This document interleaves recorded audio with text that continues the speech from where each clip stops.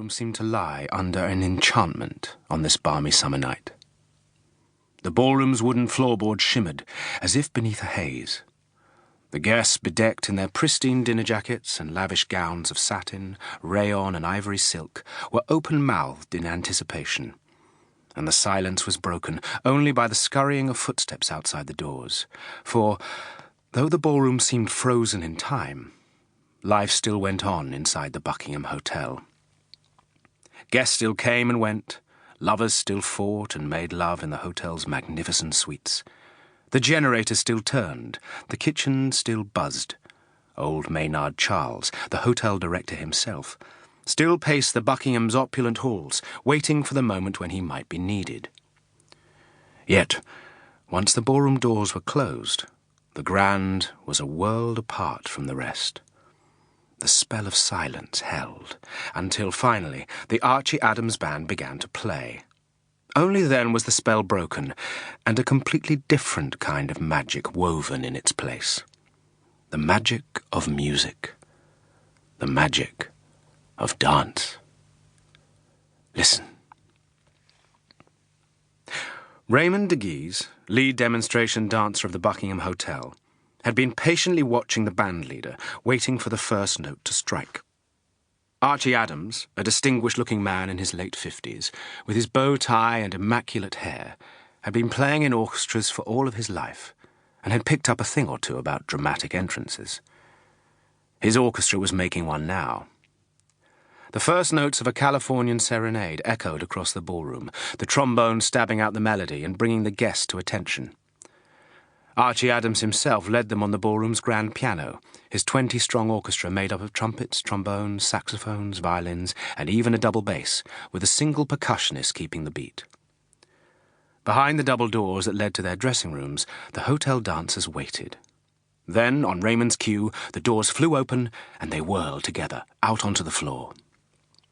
Raymond, a man of imposing stature that belied his elegance on the dance floor, was the first through. His dinner jacket was midnight blue, his collar high and starched, so that his black curls, which were rebellious and refused to be tamed by even the strongest pomade, came close to touching the fabric. Hand in hand with his partner Helene, resplendent in her sea-green gown, hand-stitched with 1,000,000 tiny pearls like scattered stars, he reached the centre of the dance floor, and together they turned to welcome the rest of the company. "Shall we?" he whispered, as he did before every routine. Helene, who was always ready, smiled in return. "We shall, Raymond. Let's show them how it's done." As a Californian serenade reached its climactic finale, they fanned out among the guests, nodding heads and clasping hands. Out of the corner of his eye, Raymond saw Helene taking the hand of a regular guest at the Buckingham, a gentleman with slick black hair.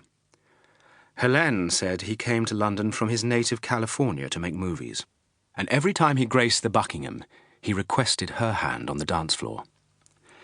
He was not, Raymond knew, the only one. Helene oozed elegance. She was a beauty so classical that, in a different age, sculptors would have lined up to recreate her in marble and bronze. As her partner took her in hold, Helene flashed a smile at Raymond. This man would be no match for her on the dance floor, few were, but she would dance with him all the same. The dance floor was already filling up, but Raymond had not yet met his own partner for the evening. As the Archie Adams Band struck up a Viennese waltz, he stood with his hands folded at the edge of the dance floor, awaiting his turn. Moments later, a finger tapped him on the shoulder. He glided around to see a familiar face peering back up. "Looks like you may have been let down, Mr. de Guise." The girl in front of him, because at scarcely 18 years of age, a girl she was, had rich auburn hair, cut short as a boy's to spite her father, and spoke with the unmistakable accent of her native New York. Her green eyes had something almost feline about them, and she had evidently spent the afternoon in the hotel cocktail lounge, for her breath smelt sweet, of exotic pineapple and rum. Her ball gown set her apart from even the wealthiest patrons of the grand ballroom tonight. Wherever Raymond looked, there were the most magnificent gowns, but this girl simply screamed ostentation. The golden satin silk was textured, the capelet around her shoulders trimmed with